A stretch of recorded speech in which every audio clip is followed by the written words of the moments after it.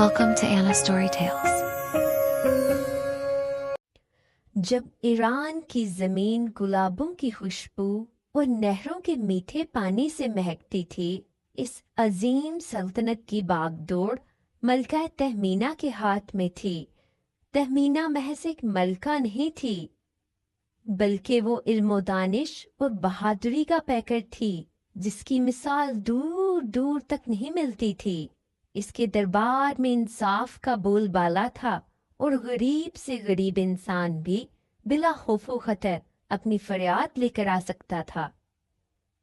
लेकिन तकदीर के पर्दे के पीछे कुछ और ही पक रहा था। ईरान की खुशहाली से हसद करने वाली ताकतें बेदार हो रही थीं। दूर दराज के काले पहाड़ों के पीछे, जहां सूरज की रोशनी कभी नहीं पहुंचती थी, इब्लीस का लश्कर जमा हो रहा था। एक शाम जब सूरज गरूब हो रहा था, अचानक आसमान का रंग खून की तरह सुर्ख हो गया। परिंदे शोर मचाते हुए अपने घोंसलों की तरफ भागने लगे और एक अजीब सी बदबू फजा में फैल गई। महल के मीनार पे खड़े संतरी ने दूर उफक पर एक स्याह बादल को उठते देखा, लेकिन ये बादल मिट्टी का नहीं बल्कि धुएं और आग का था। ये शैतान का सिपाहसालार अजरक था, जो हजारों ऐसे सिपाहियों के साथ आगे बढ़ रहा था, जिनके जिस्मों पर इंसानी खाल नहीं बल्कि तपता हुआ लोहा था और जिनकी आंखों से शोले निकल रहे थे। वो जहां से गुजरते हरी भरी फसलें राख हो जाती, वो नदियां खुश्क होकर सियाह पड़ जाती।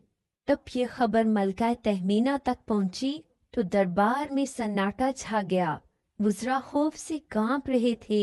एक बूढ़े वजीर ने कहा, मलका आलिया, ये इंसानों का लश्कर नहीं, ये तो बलाएं हैं, हमें पीछे हट जाना चाहिए। मलका तहमीना अपनी कुर्सी से उठी। इसकी आंखों में अज़म की चमक थी। इसने बुलंद आवाज में कहा, अगर हम अपनी जमीन को इन शैतानों के हवाले कर देंगे तो आने वाली नस्लें हमें कभी माफ नहीं करेंगे। मौत एक बार आती है, लेकिन बुज़दिली की जिंदगी हर रोज मारती है। मैं खुद मैदाने जंग में उतरूंगी। मलका ने अपने आबाओ अजदाद की जादुई तलवार नूरे मशरिक निकाली। कहते हैं ये तलवार तब चमकती है जब इसे किसी सच्चे और पाक दिल इंसान का लम्स मिलता था। ईरान की सरहदों पर दोनों लश्कर आमने सामने थे। एक तरफ नूरानी चेहरे वाले सिपाही थे, दूसरी तरफ दहकती आंखों वाले शैतान। जैसे ही जंग का निकारा बजा, जमीन लर्ज उठी। मलका तहमीना अपने सफेद घोड़े पर सवार बिजली की तरह दुश्मनों की सफों में घुस गई। इसकी तलवार जिस शैतान को लगती, वो चीख मार कर धुएं में तब्दील हो जाता। लेकिन शैतानी लश्कर की तादाद कम होने का नाम नहीं ले रही थी। अजरक ने अपना जादुई नेजा फिजा में लहराया और अचानक आसमान से आग के गोले बरसने लगे। ईरानी सिपाही जख्मी होने लगे, लेकिन मलका का हौसला नहीं टूटा। इसने पुकारा, ए ईरान के बेटो, घबराना नहीं, हक हमेशा गालिब रहता है। के तीसरे दिन अजरक और तहमीना का आमना सामना हुआ। अजरक का कद 10 फुट का था। इसकी आवाज बादल की गर्ज जैसी थी। इसने कहका लगाते हुए कहा, ए फानी औरत, तूने बहुत हिम्मत दिखाई, लेकिन अब तेरा अंजाम करीब है। तहमीना ने कोई जवाब नहीं दिया, बल्कि खामोशी से अपनी आंखें बंद की और हल्के कायनात से मदद मांगी।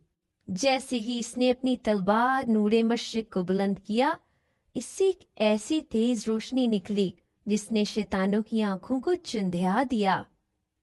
अजरक ने वार किया, लेकिन तहमीना ने फुर्ती से खुद को बचाया और अपनी पूरी कुव्वत के साथ तलवार अजरक के सीने के बीचों बीच पेवस्त कर दी। एक हौलनाक चीख सुनाई दी और अजरक का पूरा जिस्म एक काले बगोले की तरह फट गया। सिपा सालार के खत्म होते ही शैतान की फौज के पैर उखड़ गए। वो एक एक कर गायब होने लगे। सूरज निकल रहा था। वो जंग का रुख बदल चुका था। ایران کی زمین ایک بار پھر پاک ہو چکی تھی۔ عوام نے ملکہ تہمینہ کا استقبال پھولوں اور دعاؤں سے کیا۔ ملکہ نے اپنی تلوار میان میں رکھتے ہوئے کہا، یہ جیت میری نہیں بلکہ سچائی اور اتحاد کی جیت ہے۔ ایران کی تاریخ میں یہ واقعہ ہمیشہ کے لیے محفوظ ہو گیا کہ کیسے ایک بہادر ملکہ نے اپنے ایمان اور تلوار کے زور پر شیطان کے لشکر کو خاک میں ملا دیا۔